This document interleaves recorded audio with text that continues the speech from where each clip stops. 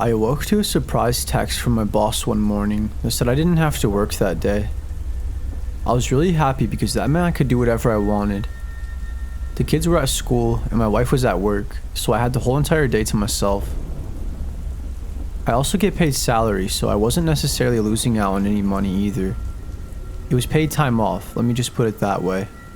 I woke up and I did my usual routine, which was shower and eat breakfast. I took my time and I went about everything a bit slower than usual because usually in the morning I'm always in a rush, so it was really nice to catch a break for once. I sat down and turned the TV on with a smile on my face, just trying to figure out how I wanted to spend my day. Don't get me wrong, I love sitting at home just as much as the next guy, but I also like to get out. I get bored pretty easily and I can only watch so much TV. I decided I was going to go hiking at a nearby trail that I had discovered from a quick search on Google. I thought about taking Charlie, my dog, with me, but I decided against it because from the looks of it, it was a pretty long and pretty hard hike, and I was relatively new to hiking, so that's why I chose to go by myself. I didn't want to tire Charlie out. It was about a half an hour of a drive, and on my way there, I texted my wife to let her know what I was doing. I brought everything I needed for the day. Although I wasn't expecting to be gone for more than 3 hours, I packed a little extra of everything, just in case. I wouldn't say this was out of character for me, but it definitely wasn't something I did often. I've been trying to get my wife to come hiking with me for months now, but we have just been so busy that it's been tough.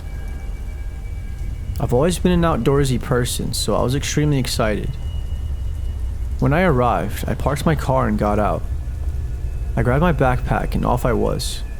Right away, I noticed how there weren't many people at all, which I assumed wasn't unusual given that it was a Tuesday at 8:45 in the morning.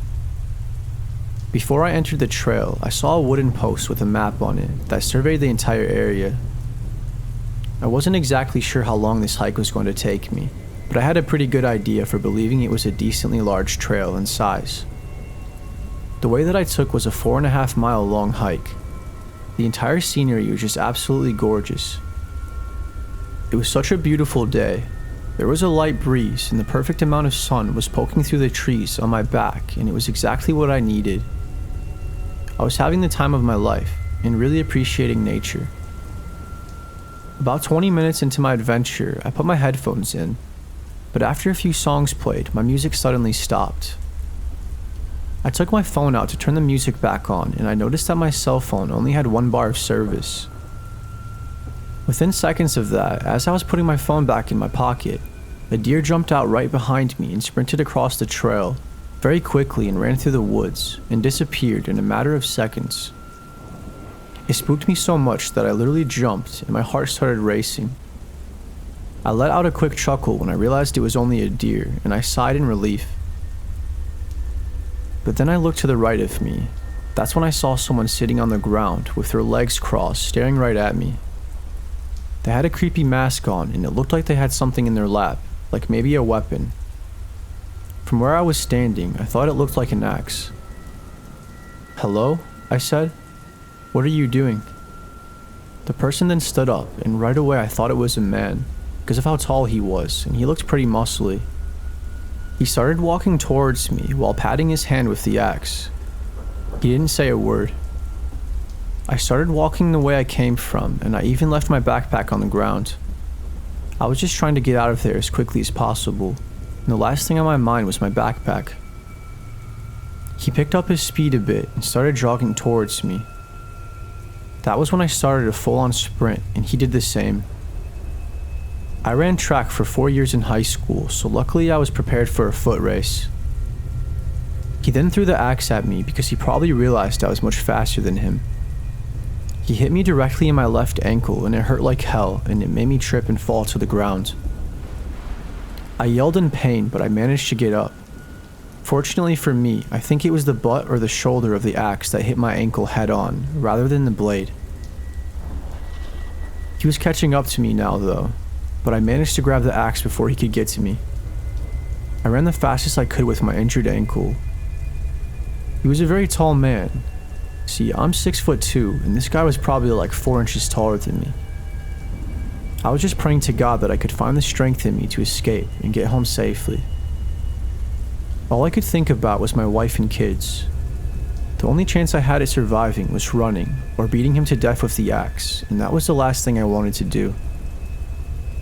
He very well could have overpowered me though if it had gone to that level.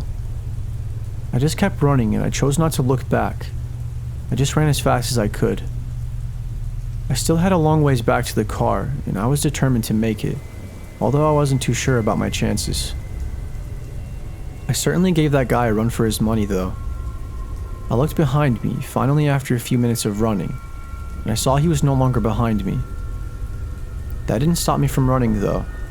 I dropped the axe as it was honestly just slowing me down, and I ran all the way to my car while taking a few quick stops for a quick breath.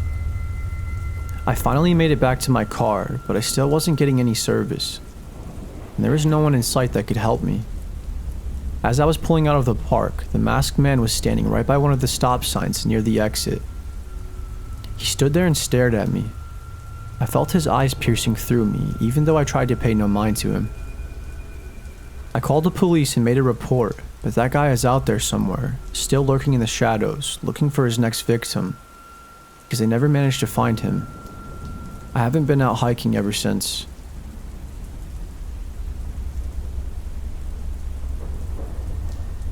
My family and I went camping one year in a small campground in the middle of the woods. My parents let me bring one friend with me to tag along. I was sort of excited to go, but I also kind of wanted to stay home for the weekend and play my video game that I got for my birthday a few weeks prior. Anyways, the night before we left, my dad said I could bring a friend, but only one. That made me a lot happier about going, and I called up my best friend right away. It took some convincing, but he finally caved in and said that he would come and that he just had to check with his mom first. He called me about an hour later when he got the okay from his mom that he could come with us. Leo, my best friend, and I stayed up late all night playing Halo and talking about what we were going to do when we went camping this weekend. I told him it wasn't like your average campground in America that had parks and a pool with motorhomes and fifth wheels everywhere. It was legit in the middle of nowhere. There were a few RVs, but most of the campers there had tents.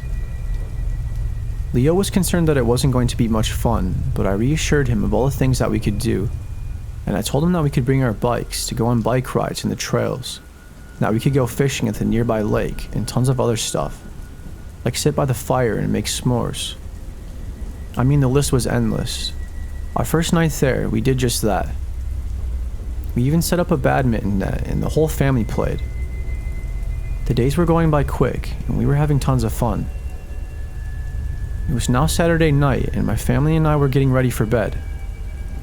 Leo and I weren't tired though, and we had no plans of going to sleep anytime soon. Leo and I had our own tent, so it was cool, because we had like our own space, away from the adults.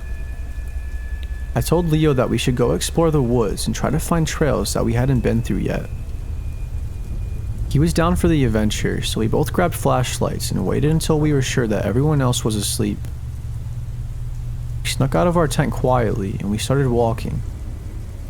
We waited to turn the flashlights on until we were at least a good 10 feet or so away from camp, as we were just being cautious to not wake anyone up.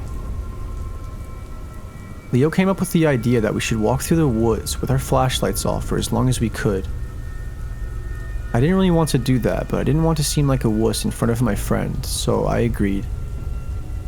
We walked for maybe 3 or 4 minutes with practically no idea where we were headed. It was so dark that Leo and I could barely even see each other. "Shh," I said. "You hear that, Leo?" "What?" "Shh," I whispered again ever so softly. I turned my flashlight on, and so did Leo. "You heard that, right?" I asked. "Yeah, what the heck was that?" Leo said. "I'm not sure. It legit sounded like somebody was whispering though, and it scared the crap out of us." As soon as we turned the flashlight back on, the whispering stopped. We continued walking with our flashlights on for a minute or two, and we decided it was time to turn our flashlights back off. Less than a minute after we turned the flashlights off while walking, we heard the whispering again, just barely though, as the crunching of the sticks and leaves beneath our feet were almost masking the sound completely. We couldn't make out what was being said, but it sounded like a bunch of gibberish. We turned our flashlights on again immediately, and we were determined to find where the noise was coming from. We looked around for a moment, and that was when Leo screamed my name. I looked over at him, and he was stunned, like a deer locked onto headlights of a car, staring at something. I rushed over to him to see what he was talking about. There was an older woman that looked like she hadn't slept in days or showered for weeks, that was lying on the ground half naked. I looked at her in utter disbelief as I could not believe my eyes. Then she got up and apologized, and before she walked away, she said that she was sorry again, and that she was just looking for her campsite. Then she took off running in the opposite direction. Right after that, Leo and I ran back to our tent as we had enough for the night. We talked about what happened in our sleeping bags until we were finally able to fall asleep. The creepiest thing about this whole situation, though, was we were the only campers nearby for a good half-mile. That was by far the strangest thing that has ever happened to me.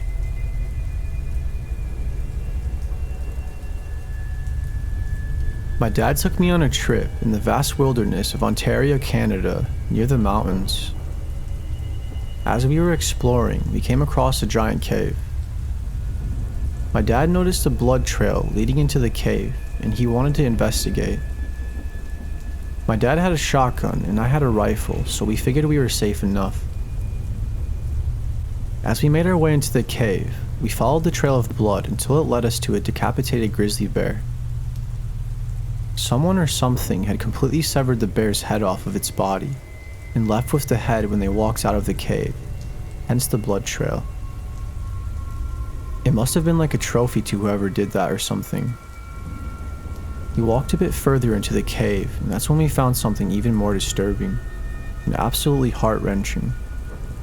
There was a man that looked like he had been mauled by a bear.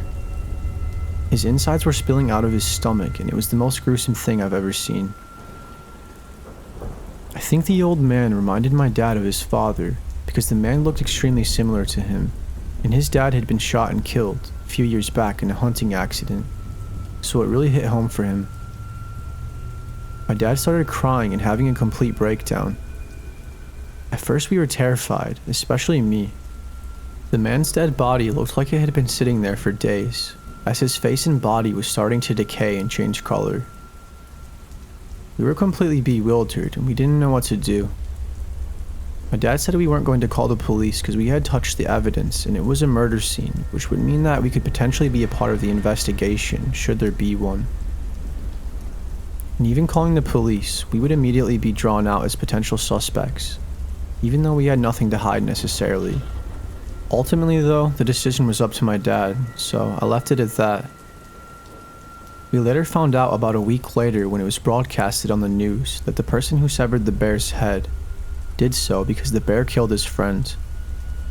And the man apparently attempted to save his friend by shooting the bear, but he was too late. It was said that the man severed the bear's head out of anger. The thing we couldn't seem to understand was how come he didn't call the police after his friend had been mauled to death. The whole entire story is just horrific though, nonetheless, and very strange and eerie to think about. It makes you wonder if there is anything else to the story. I personally believe that the man killed his friend, or that someone else may have killed him, and then the bear ate him while he was dead. That's really the only thing that makes any sense to me. The man who murdered the bear is completely unknown, by the way, and they have nothing on him. This was all just speculation, and that was just a story that we heard. No one ever came out and admitted anything, and the police don't even have a potential suspect either. It's definitely a mystery if you ask me.